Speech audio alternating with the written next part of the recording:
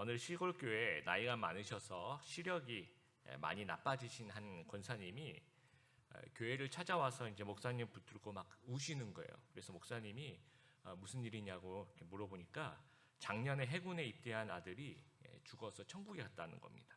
그래서 목사님 너무 놀래서 그럼 전사 통지서가 있느냐 했더니 전사 통지서가 온 게 아니라 이 편지가 하나 왔는데 내가 이렇게 눈이 나빠서 잘 못 봤지만 이게 천국에 갔다고 나와 있다는 거예요.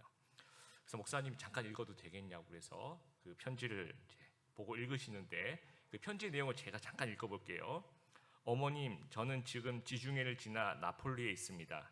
머나먼 땅, 이곳은 천국입니다. 사람들도 다 천사이고 다시 돌아가고 싶지 않을 만큼 살기 좋은 천국입니다.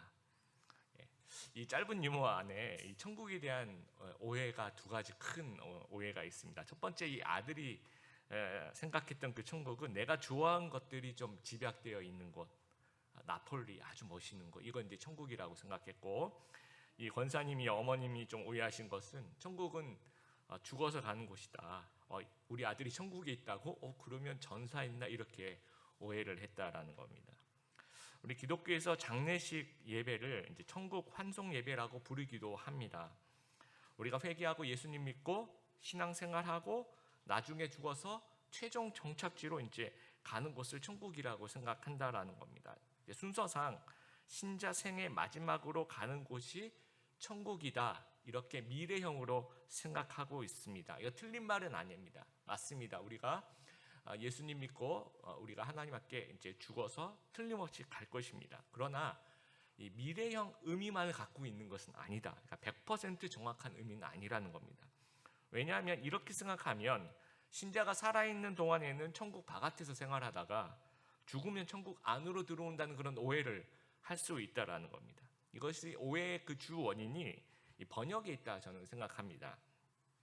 헬라 원어에 보면 하늘나라라고 되어 있습니다. 하늘나라. 그래서 영어 성경도 이제 더 킹덤 오브 헤븐으로 이제 번역을 하고 있어요. 근데 이 하늘은 이 당시 이제 마태복음을 기록한 저자가 유대인들은 그 하나님이라는 단어 잘 안 씁니다. 그래서 이제 하늘이라고 쓴 거죠. 그런데 이제 우리나라에서 이제 처음에 이제 한문으로 이제 번역을 하면서 하늘천, 나라국, 이렇게 천국 이렇게 번역을 한 겁니다. 거기다 이제 천국이라는 단어 성경에는 안 나와 있는 천당이라는 말을 저희가 우리나라에서 만든 거 천당. 그러다 보니까 이제 미래 장소로 오해를 합니다. 이제 죽어서 가는 곳이다라고 생각을 합니다. 근데 예수님께서 이제 마태복음에 천국을 설명하시면서 미래형이 아니라 현재형으로 설명하고 계십니다. 마태복음 3장 2절 세례 요한이 한 얘기지만 회개하라 천국이 가까이 왔느니라 라고 이야기를 하고 있고, 마태복음 4장 17절 이때부터 예수님께서 비로소 전파하여 이르시되 회개하라 천국이 가까이 왔느니라 하시니라. 그러니까 예수님께서 설명하시는 것은 천국이 여기 가까이 있으니까 회개하라는 겁니다. 그러니까 순서상으로 보면 천국이 먼저 오는 거죠. 천국이 여기 먼저 있는 겁니다. 그러면 여기 먼저 있는 그 다음에 이게 회개가 되는 거예요. 그러니까 현재형의 의미로 사용하고 있다는 겁니다. 나중에 죽어서 가는 것도 천국이지만 지금 이곳에도 이 현재형으로 임하고 있다라는 거예요. 그래서 우리가 이제 앞으로 마태복음을 읽으면서 천국이라고 개역개정에 번역이 되어 있으면 이거를 하늘나라라고 우리가 좀 이해하면 좋겠어요. 그래서 쉬운 성경도 영어 성경 전부 다 킹덤 오브 헤븐이라고 하늘나라라고 지금 다 번역하고 있습니다. 그리고 이 하늘이란 말은 하나님을 지칭하는 거기 때문에 앞으로 이제 마태복음에서 천국이라고 얘기하면 하나님 나라구나, 하나님 나라를 얘기하는 거구나, 이렇게 이해하면 좋을 것 같습니다. 성경을 관통하는 여러 신학적인 주제가 있습니다. 구속사적 관점 여러분 들어보셨죠? 성경 66권을 구속사의 흐름으로 한번 훑어보는 이제 그런 어떤 관점이 있고, 또 언약 신학, 커버넌트 티올로지라고 언약이라는 그 주제로 성경을 쫙 한번 이렇게 꿰뚫어 볼 수가 있어요. 그리고 최근에는 좀 나오는 것이 이제 성전 신학이라고 성전의 개념으로 또 신구약을 한번 쭉 한번 훑어볼 수가 있습니다. 그리고 이 하나님 나라라는 이 주제를 가지고도 이 짧은 이 한 단어를 가지고 이 성경 66권 전체를 풀어갈 수 있는 어마어마한 분량의 내용입니다. 그래서 이제 짤막하게 설명하면 세상의 나라가 아니라는 거예요. 당시 누가 다스리고 있었습니까? 로마 황제 디베로라고 하죠. 티베리우스가 로마의 황제로서 로마가 이제 다스리고 있을 때 총독 본디오 빌라도가 또 다스리고 있었고, 또 분봉한 헤롯 안티파스라고 하죠.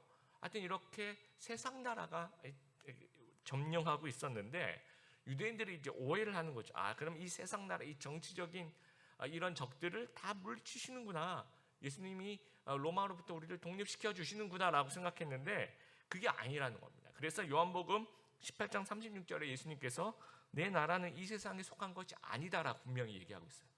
또 누가복음 17장 20절에서 21절, 하나님의 나라는 볼 수 있게 임하는 것이 아니요 또 여기 있다 저기 있다고도 못하리니 하나님의 나라는 너희 안에 있느니라. 일단 기본적으로 이 하나님 나라는 정치적인 그런 나라가 아니라는 거예요. 하나님 나라는 하나님이 왕이 되시는 그런 나라예요. 예수님의 초림의 시작이 되어서 예수님의 재림에 완성되는 그런 나라라는 겁니다. 그래서 이 주기도문에 우리가 두 번째 시간을 가지는데, 나라가 임하시오며라고 이제 기도를 하라고 예수님께서 말씀하세요. 이 두 번째 강구는 이 핵심 개념이 통치권에 대한 얘기입니다. 그래서 이 주기도문에 나라가 임하시오며 이 강구를 우리 할 때마다 통치권, 누가 왕이냐, 누가 통치하는가, 이 통치권에 대한 강구, 어떤 마음으로 우리가 기도해야 되는가, 두 가지를 한번 살펴보길 바랍니다. 첫 번째는 하나님 나라가 내게 오게 하여 주옵소서. 어느 나라든지 들어가려면 좀 절차가 필요합니다. 여건이 필요하죠. 그리고 비자가 필요합니다. 이 소설가 김영하 씨가 쓴 여행의 이유라는 책에 보면 2005년 12월에 소설을 좀 쓰고 싶어서 누군가가 이제 상하이에 어떤 조용한 방을 잡아줄 테니까 거기 이제 한 달 동안 숙박비와 식비를 이제 내면 아주 조용하게 이제 밥도 다 해주고 하니까 거기서 이제 조용하게 소설을 한번 써보라 그래서 소설을 쓰려고 이제 뭐 숙박비, 식비도 선불로 다 내놓고 상하이로 무조건 갔대요. 갔는데 이제 상하이 푸동공항에서 내리자마자 이제 공안이 좀 와보시라고 데려가서 사무실로 데려가더니 하여튼 결국은 추방을 당했어요. 그 추방당한 이유가 비자를 안 가지고 왔다는 거예요. 그러니까 비자가 없었다는 겁니다. 우리나라 국적으로 이제 무비자 지역 또는 도착 비자까지 합쳐서 총 170개 국가에 입국이 가능해요. 근데 중국은 아니라는 겁니다. 그래서 이제 이 작가가 너무 이제 어이가 없어서 중국하고 교류가 얼만데 우리가 비자가 필요하냐, 자기 생각을 아무리 얘기해도 안 들여보내주는 거죠. 나는 굉장히 유명한 베스트셀러 소설가다, 내가 쓴 책도 이런 신원이 확실하다, 그래도 안 들여보내주는 겁니다. 그러니까 하나님 나라 들어가는 비자는 뭘까요? 하나님 나라 들어가기 위한 여건과 비자는 이 회개와 믿음입니다. 아까도 말씀드렸죠. 회개하라, 천국이 가까이 왔느니라. 죄는 반란이고 회개는 정권 교체다라는 말이 있습니다. 한번 따라해 보겠습니다. 죄는 반란이고 회개는 정권 교체다. 에덴 동산에서 불순종의 죄를 우리가 지었죠. 이게 반란이라는 겁니다. 하나님이 나의 왕이 아니다, 내가 왕이다라는 것을 선언을 하는 겁니다. 죄의 속성 자체가 하나님의 통치를 거부하는 거예요. 반란이라는 겁니다. 근데 회개하는 그것은 정권 교체라는 거예요. 내가 이제 하나님, 내가 생각해 보니까 내 왕좌에 내가 앉아 있었네요. 하나님 회개합니다. 내가 왕좌에서 내려오고 이제부터 하나님이 나를 다스려 주시옵소서라고 기도하는 이 정권 교체의 기도라는 겁니다. 그래서 오늘 그 나라가 임하시오며, 이 나라는 우리 개역개정에는 나라가 임하시오며 이렇게 번역이 되어 있는데, 헬라어에는 이 중요한 단어가 your 나라, 당신의 나라, 당신의 나라라는 단어가 있어요. 근데 이걸 왜 빠뜨렸는지 저는 좀 아쉽다라고 생각합니다. 그 영어 성경에도 your kingdom come입니다. 그러니까 your, 당신의 나라. 그리고 우리 쉬운 성경에는 번역이 잘 됐어요. 아버지의 나라가 이루어지게 하소서. 왜 이게 중요하냐면요, your kingdom, my kingdom이 아니라는 거야. 내 나라가 아니라는 겁니다. 하나님 당신의 나라가 임하게 하여 주시옵소서, 이 기도라는 겁니다. 그러니까 통치권이 내가 가지고 있는 것이 아니라 하나님이 가지고 있다는 것을 고백하는 그런 기도라는 거예요. 계시록 4장에 보면 하나님께서 이제 왕자 보좌에 딱 앉아 계시고요, 이 보좌를 둘러싼 24명의 그 장로들이 그 24개의 보좌에 앉아 있습니다. 이게 우리 성도들을 의미하는 것 같아요. 근데 24명의 장로들이 머리에 금면류관을 쓰고 있습니다. 예. 왜 금면류관 쓰고 있냐? 우리 이제 베드로전서 여러분 필사하고 계시죠? 2장 9절을 보면 너희는 택하신 족속이요 왕 같은 제사장이요 거룩한 나라요 그의 소유된 백성이다 이렇게 얘기를 하죠. 왕 같은 제사장이란 말. 그러니까 성도는 왕 대신 하나님의 자녀라는 겁니다. 왕족의 피가 흐르죠. 그래서 우리는 왕자와 공주로 하나님께서 우리를 삼아 주신 거예요. 그래서 계시록 22장 5절 그들이 하나님을 믿는 자들, 그래서 하나님 나라에 들어온 자들이 세세토록 왕노릇 하리로다라고 이야기를 합니다. 그런데 이제 계시록 4장에 찬양과 예배가 이제 시작이 됩니다. 그러면 24장로들이 예배가 이렇게 시작이 되니까 갑자기 엎드려서 저를 경배를 하기 시작해요. 하나님 앞에 그 엎드려서 하나님께 경배하면서 자기가 쓰는 그 금면류관을 벗어서 보좌에 바칩니다. 이게 무슨 말입니까? 정말 하나님 앞에서 이 찬양과 예배가 시작되니까 하나님이 우리를 왕 삼으셨지만 하나님 앞에서 내 면류관은 아무것도 아니다라는 거예요. 그래서 이걸 벗어가지고 하나님께 드리면서 당신이 진정한 왕이십니다. 내가 쓰고 있는 이 금면류관은 그냥 하나님의 왕 삼으신 거지 그 왕 대신 하나님 앞에 보면 이건 정말 아무것도 아닙니다를 상징하는 거예요. 이걸 벗어서 그 면류관 하나님께 바치는 겁니다. 이 장면. 천재 수학자죠. 경제학자인 그 존 내시라는 교수의 실제 삶을 그린 영화가 이제 뷰티풀 마인드라는 영화가 있습니다. 근데 그 영화에서 제가 가장 인상 깊었던 부분이 이 프린스턴 대학의 전통이 정말 존경하는 교수님에게 이 동료 교수, 후배 교수들이 자신의 그 만년필을 이렇게 바친다고 해야 될까 선물을 하는 그런 장면이 있어요. 존 내시 교수가 이 교수회관에 이렇게 앉아 있는데 후배 교수님들이 이렇게 지나가다가 이 교수님을 보고 너무 존경스러운 거예요. 그래서 자신이 가지고 있는 그 만년필, 이 만년필은 뭘 상징할까요? 학문의 세계를 상징하겠죠. 그래서 한 명씩 지나가면서 그 교수님 앞에 그 책상 앞에 자기 만년필을 이렇게 바친다고 해요. 선사, 선물을 드리는 거죠. 이게 무슨 의미입니까? 나는 당신의 학문을 존경합니다. 당신의 학문에 비하면 나의 것은 너무 초라합니다. 그러면서 나의 것을 당신에게 바칩니다. 당신을 존경합니다. 의미에서 이제 그 자신의 그 학문의 상징인 그 만년필을 바친 이 장면이 이 주기도문 두 번째 기도의 의미라고 좀 생각해 보길 바래요. 나의 만년필을 하나님께 드리는 그런 기도를 하고 있는 겁니다. 그리고 나의 면류관을 벗어서 하나님께 드리는 기도가 나라가 임하시오며라는 뜻이라는 거예요.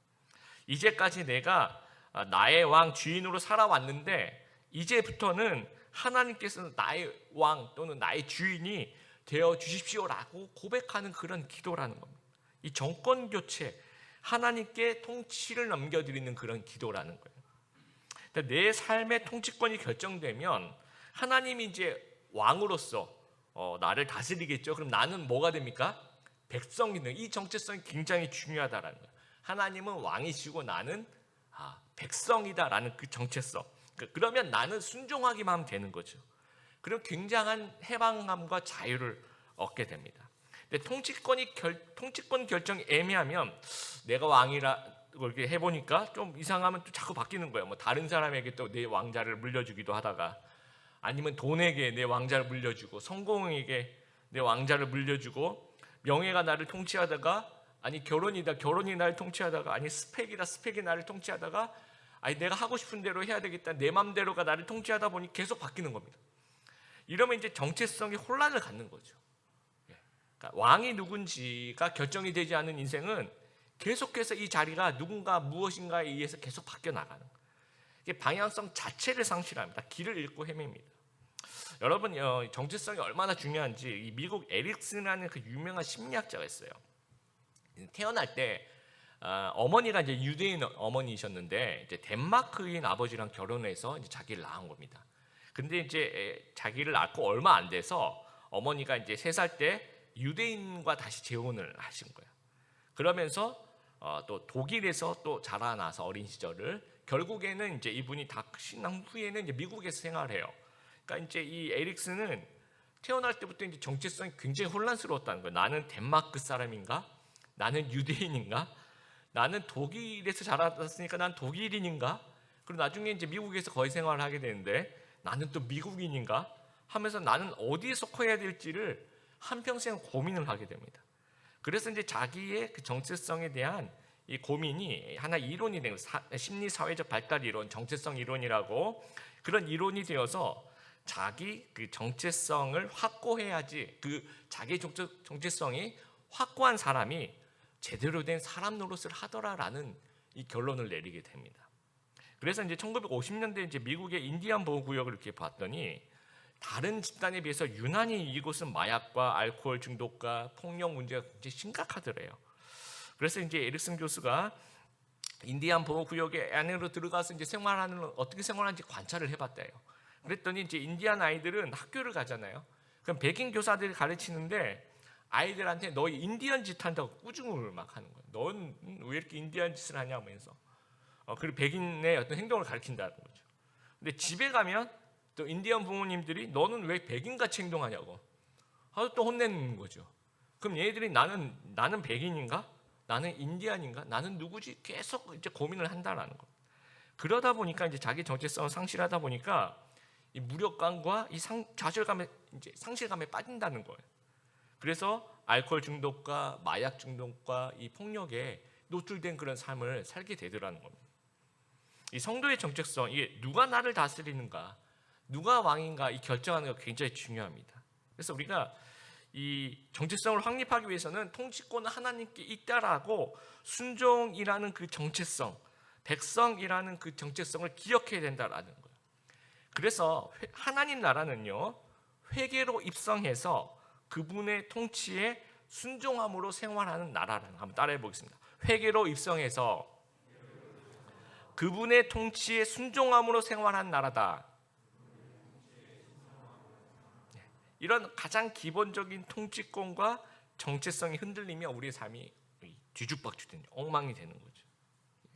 여러분, 제가 누가 왕이고 누가 나를 통치하는 데 따라서 뭔가 이렇게 달라진다는 그 일단 이미지가 제가 이렇게 선명하게 기억나는 것이 제가 이제 미국의 시카고에서 공부를 마치고 이제 LA로 이제 며칠을 이제 제가 이제 제 차에다가 이제 짐을 이제 옷가지들 뭐 이렇게 좀 싣고 며칠 걸려서 이제 LA로 이제 이동을 했어요. 근데 그 차가 이제 일본 그 중고차였는데 지도 한 장이 지도가 이렇게 접으면 요만한데 피면 뭐 거의 전지만한 그런 지도가 있습니다. 그때는 뭐 내비게이션에 그런 게 없으니까 그거 한 장 보면서 뭐 몇 번 고속도로로 서쪽으로만 가면 된다. 그래서 계속 이제 그거 보고 한 장을 보고 그때 이제 저희 아버님이 친구분이 LA에 살고 계셨는데 그 집 주소만 하나 달랑 들고 이제 찾아가는 겁니다. 그래서 그 집을 이제 찾아갔어요. 그랬더니 아버님께서 이제 그분도 목사님이셨는데 굉장히 놀라시면서 어떻게 지도 한 장하고 주소 하나를 가지고 이렇게 정확하게 찾아올 수 있느냐. 너는 운전을 참 잘하는구나. 굉장히 지도를 잘 보고. 그래서 그 칭찬이 저는 그냥 아주 순수한 칭찬인 줄 알았더니 큰 그림이 있었어요. 그 다음 날 이제 멕시코로 이 교회에서 운전을 할 운전자가 좀 필요했었는데 제가 갔던 그 중고차랑 그 교회 차량이 일치했어요. 그러니까 똑같은 차니까 우리는 너 같은 인재가 필요하다. 그래서 네가 운전해라. 그래서 하여튼 집을 구할 때까지 제가 그 집에 있으면서 목사님이 이제 가자 그래가지고 이제 운전을 했어요. 교회에 좀 지도자들 좀 태워서 멕시코에 있는 선교센터에 그 LA에서 한 3시간 정도만 가니까 이제 멕시코 국경이 나오더라고요. 그래서 국경을 넘어가는데 저는 그게 아직도 잊혀지지가 않아요. 너무 충격적인 장면입니다. 그러니까 국경이라고 해서 뭐가 막 있는 게 아니라 이제 뭐 물론 이제 검문소가 있죠. 우리 톨게이트 같이 지나가는데 이 줄 하나입니다. 정말 이 눈에 보이는 줄이 아니라 그냥 선이라고 생각하면 되는데 이 선을 넘어가면 완전 다른 풍경이 펼쳐져요.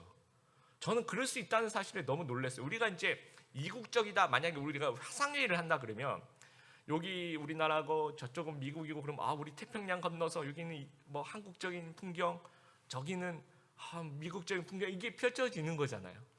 그런데 이제 멕시코하고 미국 국경은요, 진짜 이 선 하나를 사이에 두고 이쪽 미국 쪽하고 이쪽 멕시코 완전히 다른 세계가 펼쳐져요. 그럴 수 있다는 사실이에요. 그러니까 이게 저는 뭐 미국을 찬양하거나 멕시코를 디스하거나 그런 마음 전혀 없습니다. 이제 그런 의미를 여러 오해하지 마시고 이쪽은 정말 선진국 살고 싶은 그런 풍경이에요. 근데 선 하나만 살짝 넘어가면 정말 뭐랄까요, 굉장히 무질서하고 좀 바라보기가 두려운 그런 풍경이 펼쳐집니다. 이게 누가 왕이냐, 누가 통치하냐에 따라서 달라진다는 거예요. 이 정말 그 통치권이 영향이 미치는 영. 그러니까 나도 마찬가지예요. 누가 나의 왕이냐, 누가 나를 통치하느냐에 따라서 내 삶이 달라지는 거예요. 여러분, 내가 왕이 되어 내 인생을 통치하는 것처럼 그렇게 어리석은 것이 또 있을까 한번 생각해 보길 바랍니다.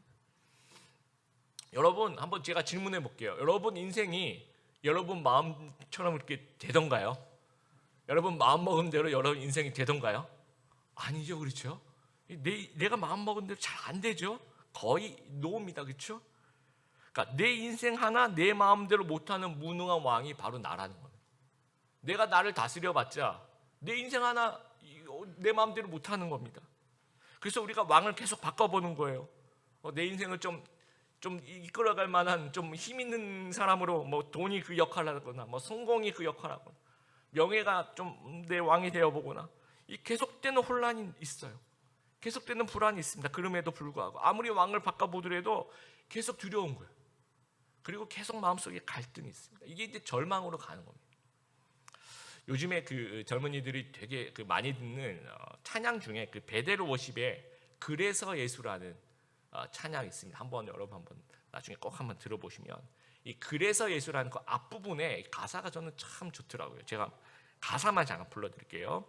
세상의 성공이 내 삶의 신일 때 그들은 내 삶에 절망을 주고, 내 마음의 욕심이 내 삶의 신일 때 그들은 내 삶 고단하게 해. 여러분, 이 성공이 세상의 성공이 내 왕이 되죠. 그러면 내 삶을 좀 편안하게 해줘야 되는데 내 삶에 절망을 주더라는 거예요. 또 내 마음의 욕심이 내 삶의 신일 때는 내 삶을 좀 더 이렇게 윤택하게 해줄 줄 알았는데 그게 아니라 내 삶을 고단하게 하더라는 겁니다. 그래서 예수밖에 없다라는 거예요. 성경은 우리를 양이라고 표현합니다. 목자라고 표현합니다. 왜냐하면 양은 목자가 필요하거든요. 양은 목자가 없으면 곧 죽는 거예요. 그래서 시편 기자가 여호와가 나의 목자시다라고 고백하는 거죠. 다른 그 어떤 것이 나의 목자가 아니라 여호와가 나의 목자라고 고백을 하는 거예요. 그래서 주기도문 이 두 번째 강구는 통치권에 대한 다짐의 기도입니다. 그래서 여러분 아직 하나님 나라에 안 들어가신 분, 비자가 필요하신 분 혹시 이 자리에 있으면 오늘 회개하고 예수님 믿고 통치권을 좀 넘겨드리는, 인생의 첫 정권 교체를 주님 앞에 드리는 그런 우리 귀한 성도님들 되기를 바라고, 이미 하나님 나라 안으로 들어왔으나 지금 생각해 보니까 내가 나의 왕이었구나 라고 생각이 된다면 다시 한번 정권 교체를 하나님께 드리는, 면류관을 벗어서 하나님께 드리시는 귀한 우리 성도님들 되기를 바랍니다. 그래서 이 주기도문과 함께 누가 왕인지를 좀 일주일 내내 좀 점검해 봤으면 좋겠어요. 내 인생 절대로 내가 왕이 되지 않겠습니다. 하나님께서 다스려 주시옵소서라는 마음으로 나라가 임하시오며 이렇게 기도하시는 귀한 성도님들 되기를 바랍니다. 두 번째는 하나님의 나라가 모든 영역에 오게 하여 주옵소서라는 뜻이 담겨 있는 기도라는 겁니다. 국가의 3요소를 우리가 주권, 국민, 영토라고 봅니다. 네, 하나님 나라는요, 주권은 하나님 왕 되시는 거죠. 그리고 국민은 아까 회개해서 믿음으로 그 나라를 들어가는 자들을 이 얘기를 합니다. 그럼 영토는 뭘까요? 영토는 주권이 미치는 영역을 의미합니다. 하나님 나라의 영토는 확장이 가능해요. 그래서 예수님의 비유에 보면 겨자씨잎이 아주 조그만 것인데 점점 확장을 하죠. 누룩의 비유, 아주 작은 것인데 점점 부풀어 오르게 하는 거죠. 그래서 오스카 쿨만이라는 그 조직 신학자가 그리스도와 시간이라는 그 책에 already not yet이라는 얘기를 해요. 이미와 아직 사이. 아까 우리 영상에서도 봤죠. 하나님 나라가 어떤 나라일까? 마지막 부분에 이미 왔으나 아직 오지 않은, 지금 이루어가고 앞으로 이루어가는. 그러니까 처음에는 하나님 나라가 나부터 시작되겠죠. 내 안에 하나님 통치가 임하는 겁니다. 근데 점점 이 통치 영역이 확대돼야 돼요. 이게 이제 다음 주에 우리가 하나님의 뜻이 이 땅 가운데 임하게 해 주시옵소서, 그 부분에 좀 더 자세하게 다 연결되는 겁니다. 나라와 하나님의 뜻이 연결되는데 더 자세하게 말씀드리고, 이제 처음에는 나부터 시작하겠죠. 하나님 통치가. 그러면서 이제 우리 확대되는 우리 가정으로, 우리 가정에 내가 왕이 아니라 하나님이 다스리는 그런 가정 되게 하여 주시옵소서 기도하는 거예요. 또 우리 직장에 그 누군가가 왕이 아니라 하나님이 다스리는 그런 회사가 되게 하여 주시옵소서. 또 우리 학교가 내가 다스리는, 누군가가 교수님 다스리는 것이 아니라 하나님이 다스리는 그런 학교가 되게 해달라. 또 여러분의 그 대인 관계와 또 취미 생활이 또 내 마음대로 하는 것이 아니라 하나님이 거기에 주인 되어 달라고 기도하고, 여러분의 지갑이, 여러분의 통장이 하나님이 주인 되어 달라고 기도하고, 교회가 하나님이 통치해 달라고 기도하고, 또 우리나라가 하나님이 통치해 달라고 기도하고, 온 열방이 하나님이 왕이 되셔서 하나님이 통치하게 되기를 우리가 기도하는, 그런 하나님 나라가 통치권이 확장되기를 기도하는 우리 귀한 성도님들 되기를 바랍니다. 우리 다음 주부터 또 잠시 또 온라인 비대면 예배가 시작됩니다. 그래서 더욱이 이제 이 주기도문 이 두 번째 강구를 좀 매일마다 좀 드렸으면 좋겠어요. 그래서 이 주일이 되면 이 주기도문의 두 번째가 나라가 임하시며, 누가 왕이냐 물어보세요. 여러분 주일날 그러면 하나님이 왕이시죠, 그렇죠? 그러면 왕께 마땅한 예배를 어떤 장소에 불문하고 어디 있든지 간에 그 왕에게 마땅한 예배를 하나님께 드리는 거예요. 나의 면류관을 벗어서 드리는 거예요. 또 평일에는 누가 왕입니까? 하나님이 왕이시죠. 평일에도 그렇죠. 그러면 왕께 마땅한 삶의 예배를 드리는 겁니다. 그래서 통치권이 평일에도 계속 확장될 수 있도록 기도하는, 이런 마음을 기도하면 우리가 이 영적 게으름 이런 걸 다 이겨낼 수 있는 거예요. 여러분, 이제 우리가 내일부터 이 비대면 예배를 전환되는데, 이게 목회자로서 굉장히 좀 염려가 돼요. 우리가 혹시나 영적 게으름 속으로 빠져들어가면 어떡할까라는 그런 염려가 있습니다. 그런데 우리가 정말 이 주기도문 두 번째 강구를 하나님께 올려드리면서 정말 오히려 내 삶의 그 통치권을 확실한 그 정체성을 갖고 있다면 오히려 우리가 하나님의 더 깨어있는 예배와 하나님께 대한 기도를 드릴 수 있지 않을까, 그렇게 생각해 봅니다. 그래서 이번 주간 계속해서 우리 주기도문 강의하면서 우리 기도의 삶이 좀 회복되길 바라요. 그래서 우리 5번의 주중에 그 온라인 예배 여러분을 통해서 또 같이 교회와 같이 기도가 더 회복되는 귀한 죄들 되었으면 좋겠습니다. 말씀을 마무리합니다. 천국은 내가 좋아하는 것들이 모인 곳이 아닙니다. 또 내가 죽어야만 가는 그런 것도 아니고, 하나님 나라는 하나님이 왕이 되시고 통치하는 곳입니다. 영화 죽은 시인의 사회에 그 명대사가 있죠. 오 캡틴, 마이 캡틴. 우리 모두에게는 그 인생의 캡틴이 필요합니다. 그래서 나라가 임하시오며 이렇게 기도하면서 여호와 하나님이 내 인생의 캡틴이십니다. 오 캡틴, 마이 캡틴이십니다. 라고 고백하고, 여호와 하나님이 내 인생의 왕이십니다. 이렇게 고백하는 귀한 성도님들 다 되시기를 주님의 이름으로 축복합니다.